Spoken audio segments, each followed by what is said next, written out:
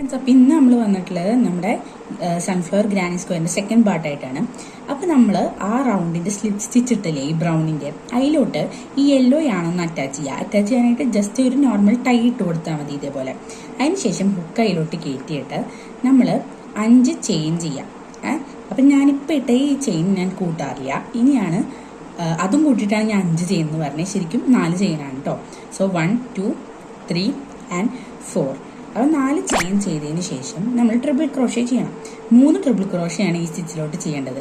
പക്ഷേ അതായത് അത് നോർമൽ ട്രിപ്പിൾ ക്രോഷേ അല്ല, ഒരു വ്യത്യാസമുണ്ട്, അത് ഞാൻ കാണിച്ചു തരാം. അതിനുശേഷം നമ്മൾ ട്രിപ്പിൾ ക്രോഷേ ചെയ്യാണ്.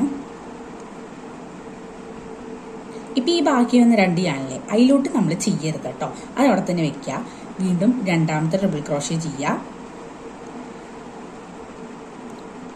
ഇപ്പം ബാക്കി 3 ലൂപ്പാണുള്ളത്. ഇനി നമ്മൾ വീണ്ടും ചെയ്യുക.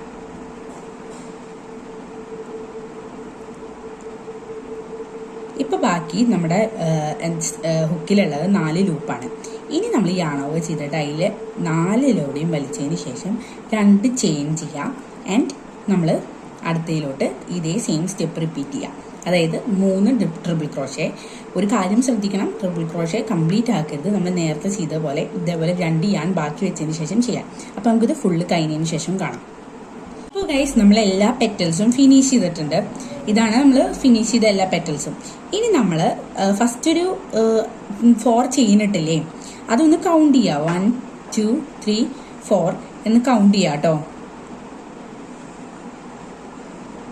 ഇനി ആ 4th ചെയിനിലോട്ട് നമ്മുടെ ഹുക്ക് ഇൻസേർട്ട് ചെയ്തിട്ട് ഒരു സ്ലിപ്പ് സ്റ്റിച്ച് ഇട്ട് കൊടുക്കാം.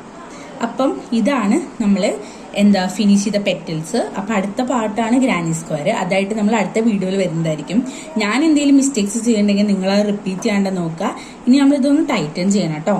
അപ്പോൾ ലൈക്ക് ചെയ്യുക, സബ്സ്ക്രൈബ് ചെയ്യുക, ഷെയർ ചെയ്യുക കേട്ടോ ഇഷ്ടപ്പെട്ടെങ്കിൽ. ബൈ.